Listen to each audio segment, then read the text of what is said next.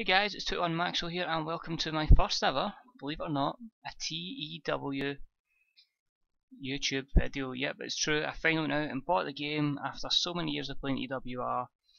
Finally bought the game to try and get a long-term save, to try and get invested into some TEW and just to try and, get some more, different angles and stuff like that, just build different characters, get used to a completely different kind of wrestling game away from Extreme Warfare Revenge. I thought to make it nice and easy, I thought if I'm new to this, going to a lesser company, one of the independent companies, not having a TV show might be a bit difficult. Going WWE just would be a far too steep learning curve. So I thought, why not? We'll go TNA, we'll go Impact Wrestling, we'll start there, we'll start culting this, so we'll try and build them up, and hopefully one day I can get them up to challenging the WWE. Highly unlikely, as I say, I'm learning as I go along. But let's quickly get in with it's not really my first show. I've booked the whole of July and August as well. We had 2 pay-per-views. We're just going to start for here for the YouTube series. We're going to build up to Bound for Glory. We'll do that.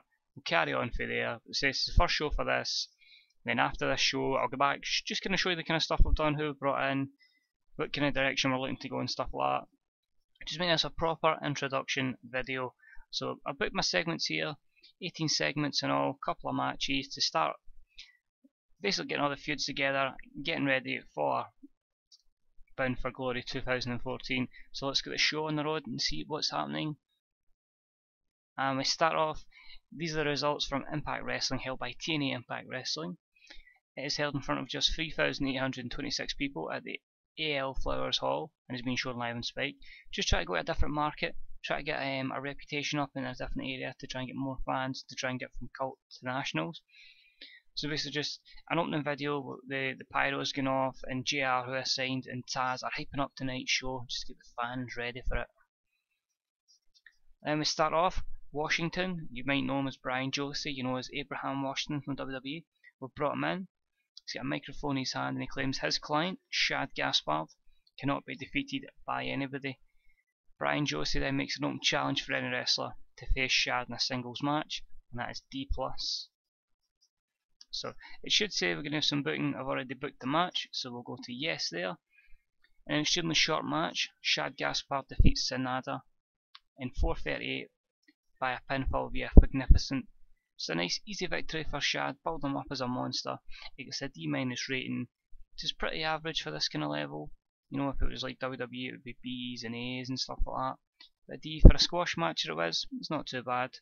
It takes on our next segment, which is Sanada's been attacked by Shad Gaspard. Seeing the assault, Abyss comes in and chases Shad Gaspard off, saving Sanada from a serious beating.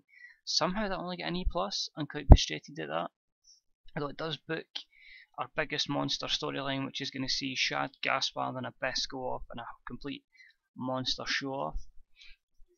Next up, Magnus, Redman and Rampage Brown are talking about how good they are. This is my UK stable, which consists of Magnus, Joe Redman, who's Redman, which is Oliver Gray from NXT, and Rampage Brown, who's a British wrestler I've seen a few times in independent shows in Scotland.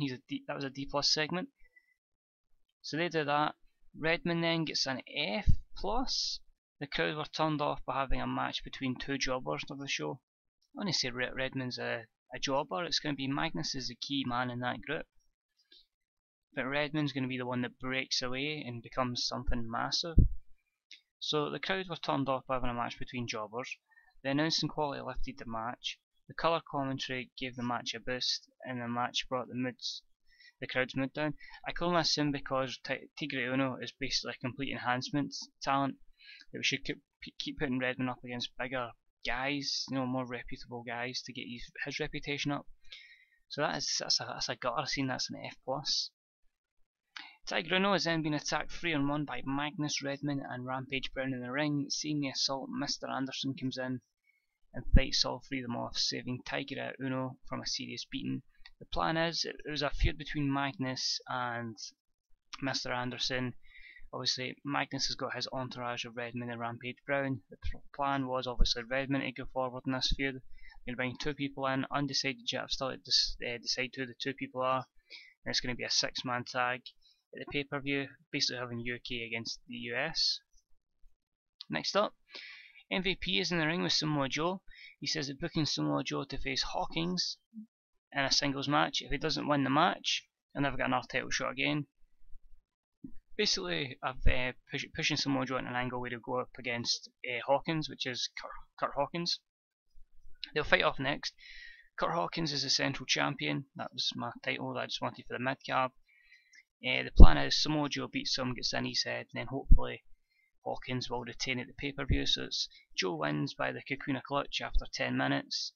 It means that Joe wins, he qualifies for a title shot, and then obviously the pay-per-view, him and Hawkins will lock horns in some sort of gimmick match. But that starts the feud off. A C-, not too bad. It's building Hawkins up as a decent star in TNA, and the plan is to push him to the main event. Then next up, Kurt Angle calls Billy Ray in his office and tells him he's been granted a night off. Nice and simple segment here. Billy Ray's been in a massive feud with Ethan Carter, and it's just to give him a rest to use him in future episodes. And then next up, a D match. An extremely short match. Kenny King defeats Manic in 5 minutes 17 seconds by submission. Again, using Manic as an enhancement talent. Kenny King is the X Division champion. The plan is just to build him up before his opponent comes in, and they square off at Bound for Glory. Then we have a promo with Kenny King in the ring talking about how good he is.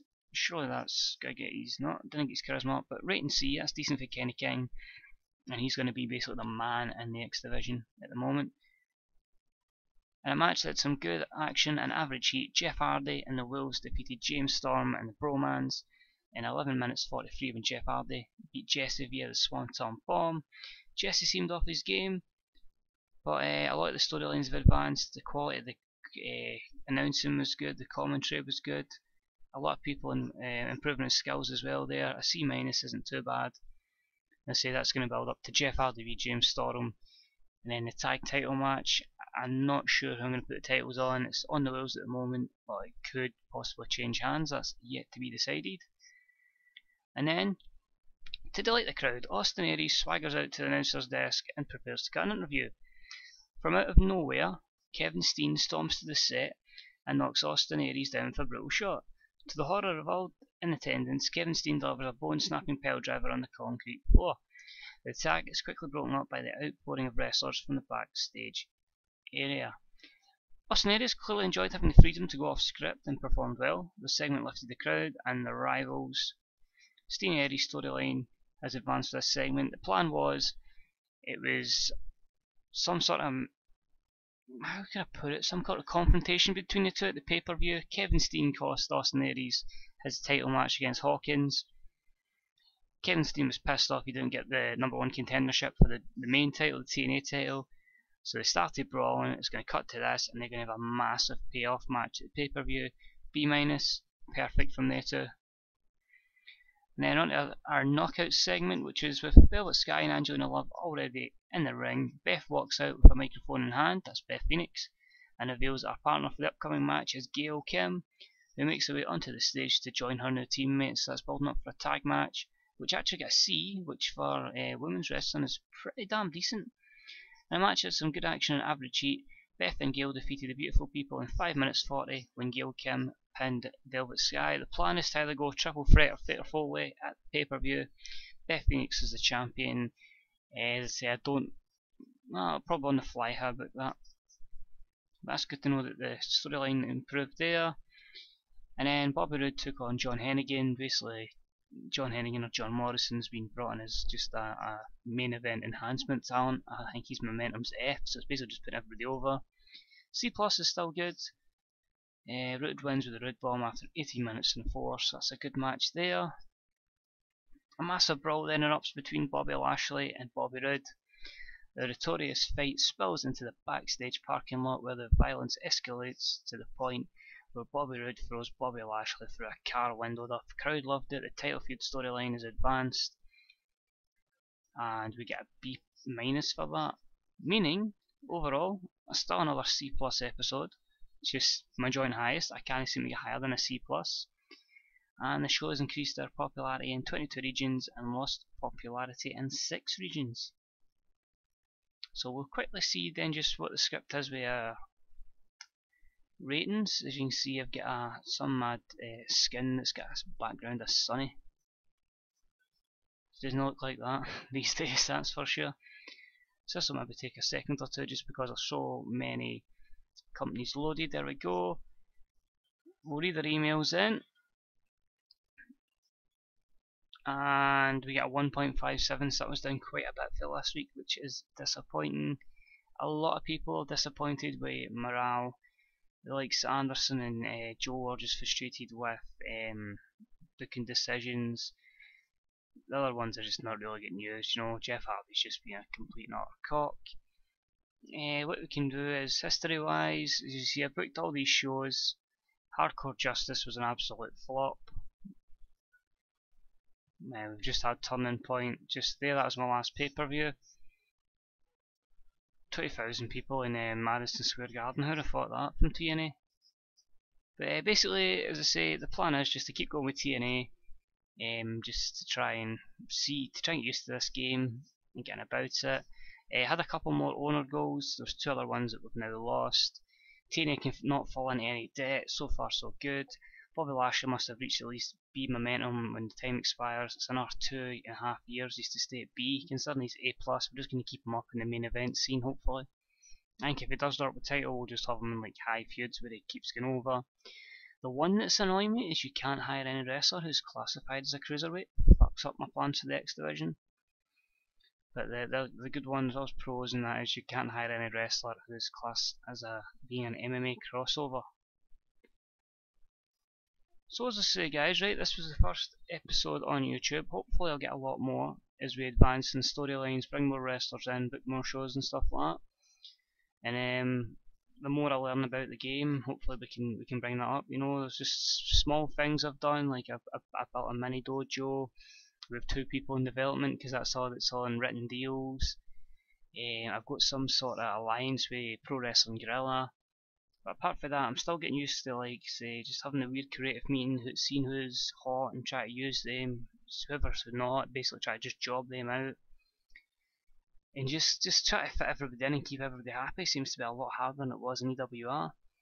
But it's certainly been an interesting learning curve, you know. I mean, I'm looking forward to hopefully trying to get my approval rating higher than low and getting that high and getting the TNA to national and then hopefully global. But hopefully we can do that over the course of time in this YouTube series. So that's it for this episode guys. If you liked it, please hit that like button. If you're playing any TEW or EWR save, man, put in the comments section how your save's going, you know. What kind of guys you're pushing. If you've got any hints for me, please put that in. I really do need hints on how to work this game. But until then guys, this is 21 Maxwell, and this was some Total Extreme Wrestling 2013 with TNA. And until next time guys, see you later on. Bye bye.